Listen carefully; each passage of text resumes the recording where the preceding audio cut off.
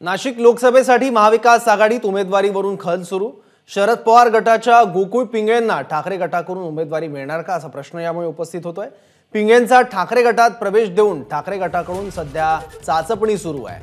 शरद पवार आणि संजय राऊत यांच्यात नाशिकच्या उमेदवारीबाबत चर्चा झाल्याचीही माहिती सूत्रांकडून येते आहे। महायुतीच्या हेमंत गोडसेंविरोधात सक्षम उमेदवार देण्यासाठी महाविकास आघाडीच्या हालचालींनाही वेग आलाय। आणखी माहिती घेऊयात आपले प्रतिनिधी मुकुल कुलकर्णीकडून। मुकुल, सौरभ, गेल्या काही दिवसापासून नाशिकचा महाविकास आघाडीचा उमेदवार कोण असणार आहे यावर चर्चा सुरू आहेत।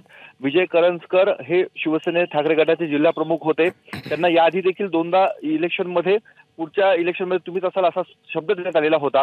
गेल्या काही दिवसापासून त्यांनी तयारी देखील सुरू केलेली होती, परंतु आता हेमंत गोडसे म्हणा किंवा महायुतीच्या समोर एक सक्षम उमेदवार पाहिजे, त्यासाठी चाचपणी सुरू झाली आहे। शरद पवार गटाचे गोकुळ पिंगळे हे गेल्या काही दिवसापासून आक्रमकतेने प्रचार करत आहेत, भेटीगाठी घेत आहेत, त्यामुळे त्यांचं नाव आता बऱ्यापैकी पुढे आलेलं आहे।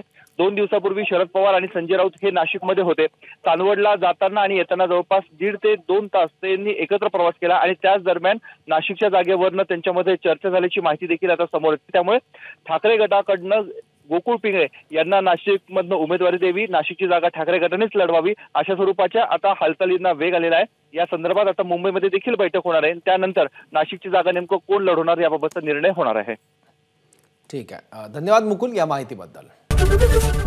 एबीपी माझा, उघडा डोळे बघा नीट।